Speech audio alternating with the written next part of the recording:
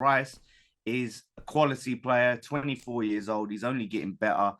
Defensively, he is absolutely solid. The way he's able to, put tackles in and then immediately start attacks, run with the ball. He's starting to add goals to his game.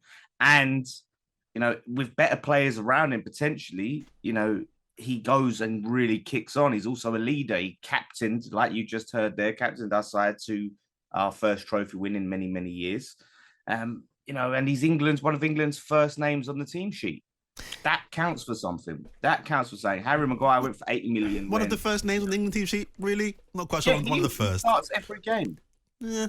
Okay. There's not many names in front of him. There's not many names. Well, I can name five. I could name five. Saka's ahead of him. Pickford's ahead of him. Kane's ahead of him. Maguire's ahead of him. Bellingham's probably ahead of him.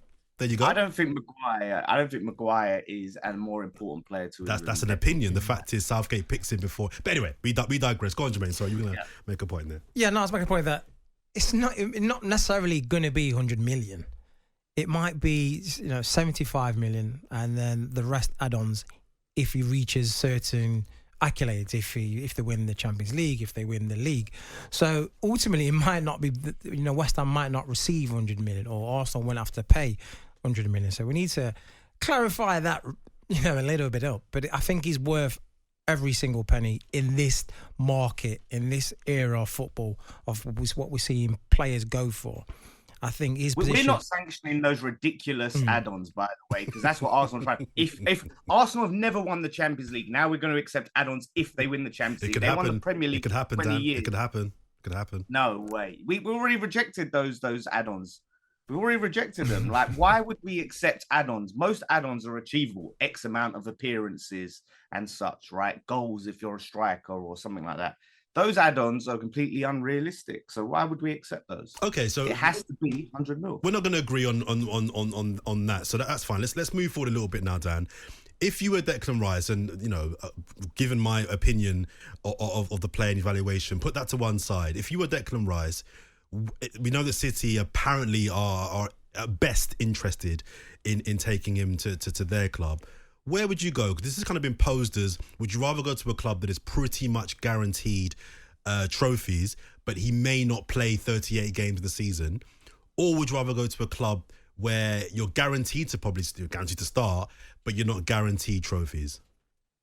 Well, he can leave a club where he's guaranteed to start and not guaranteed to win trophies, although he's just won a trophy with this club, and go to another one where he's guaranteed to start and not guaranteed to win trophies. Or he can actually, really go to a club I see what you that there, is Dan. guaranteed to win trophies. That's how it is. Like, the whole reason he's leaving is because he wants trophies. He wants the trophy. So why, if you're going to a club where your situation, obviously Arsenal is a step up from West Ham, no two ways about it, of course. But if your situation is similar, not guaranteed to win trophies, but guaranteed to start, what's the point? Go to the best team in world football with the best coach in world football, who is going to elevate your game to a whole new level. I said this on AFTV. First season, he may not start. He may be rotated. He's going to need that time to adjust to Pep Guardiola's style. But second season, he will. I have no doubt about it. He will be another John Stones. He will be another Nathan Ake. He wouldn't be another Jack Grealish. Yeah. The proof is there. Sorry, Jermaine, just on that point, though, that insinuates that Arteta doesn't improve players as well. We have seen players in the last 18 months under Arteta definitely become better players.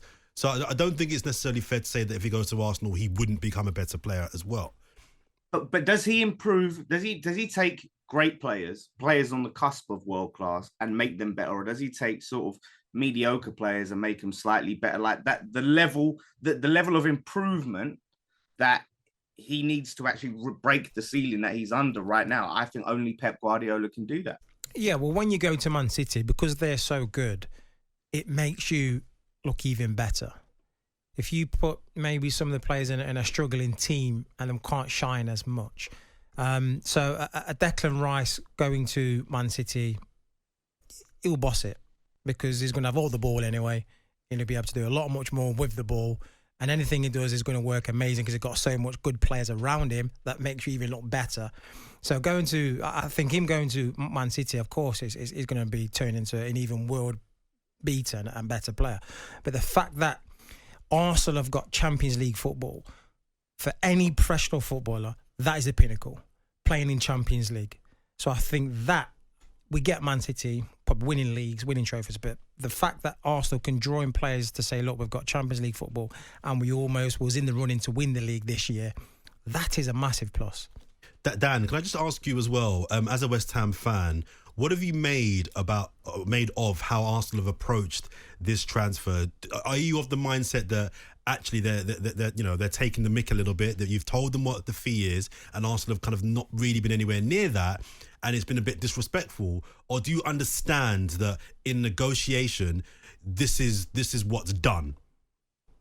No, I'm a believer of the former. Like, yeah, okay, like you can't go in straight away and just hit the asking price first bid. I understand that completely. But the way Arsenal going about is so far off, like paying so below the asking price and then saying we're going to pay it over 6 years. Over 6 years. You're basically trying to give us like 12 mil a year for Declan Rice. You know what I mean? It's that to me is ridiculous. And I've seen my club do it. I've seen David Sullivan, how he operates and going into these deals. And, you know, it's rubbed many clubs the wrong way. You know, a lot of chairmen have come out and said that they won't want to deal with us anymore because of how we approach deals. And it does, you know, offend clubs. So, yeah, I think the way that you've gone about it, because you've probably felt like, you know what, we're the only ones bidding at the moment. We can put in what we want and they'll just take it. And we're rejecting it. And if your third bid is not up to scratch, I think that will get rejected. We want a lot of money up front. We want most of it up front because of our FFP concerns. We want to invest it. I get that. And finally, from me, Dan, let's assume the Arsenal deal does get done and he moves to Arsenal. What do you think he will bring to that midfield that Arsenal currently don't have? You watch him every single week. What are Arsenal getting that, or what will they improve on that they currently are maybe lacking in? Player that doesn't get injured for a start. You know, his injury record. I mean, who knows when he goes Arsenal? His injury record is exceptional. His fitness is exceptional. You know, you're going to have someone there in that midfield who not only is a leader but has that engine and you know, just reads the game so well. You know, you'll have players that will have the ball and come in against you, and he'll just have that eye, pick the ball and then get you started straight away. So your counter-attacking ability from the midfield, I think, will improve as well. So yeah, I think if you get him, you're getting a class player, but you know, how much is it going to cost you? You're already slapping that. And that's what offended me as well. You slapped down 65 million on Kai Havertz like that. Like, yep, no problem, Chelsea. There's your money for Kai Havertz. And all of a sudden, like, we're penny pinching over Rice. Just before I let you go, sorry, Jermaine, there. Just on your own transfer summer, and your own transfer strategy, I'm assuming a lot of it is kind of pinned on the money you're going to be getting from Declan Rice, whether it's to City or to Arsenal. Who do West Ham need? What do West Ham need? You know, and how big a rebuild? I know it's only one player leaving, but how big a rebuild would that midfield need to ensure that you're not battling relegation next season again?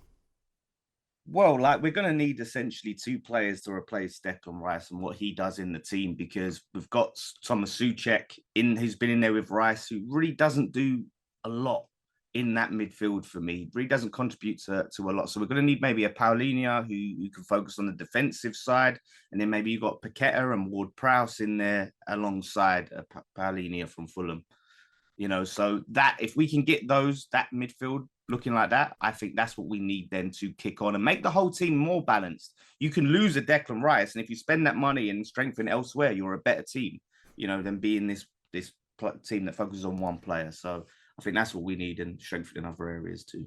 Yeah, quickly, Dan, do you think, what about a Scott McTominay? I think, would he be a great replacement for Declan Rice? And also Moyes. What's the future? What do the fans think about Moyes? Scott McTominay, Moyes does like him, and I don't know if he'd be a great replacement. I'd be very interested to see what Moyes could do. Sometimes, you know, you have that Lingard moment. He comes to West Ham and he just clicks and he shines. There's a good player in there, but it doesn't excite me. And Moyes has got 1 year left. This is what worries. Moyes has got 1 year left on his deal, and he's going to be given all this money to replace our best player and could potentially not be here next season. So that is a big cause for concern. You know, he had a lot of stick on his neck last season. If we go 10 games and we're in a bad situation, cup or no cup, I think the pressure could be back on him. So if you want to keep him, just give him another 2-year deal or something if you want to back him. Because I don't know about you, Jermaine, as a player, if you're coming into a team where a manager's only got 1 year left of his contract and you don't know what the situation is going to be next year, I don't know if that fills you with much confidence. Yeah, no, being in that situation and you're umming and ahhing because the next guy might come in and not fancy Not it. like you. Yeah. You're not getting picked. Listen, Dan, cheers for your time, pal. You're wrong, but cheers for your time anyway. Thank you very much, mate.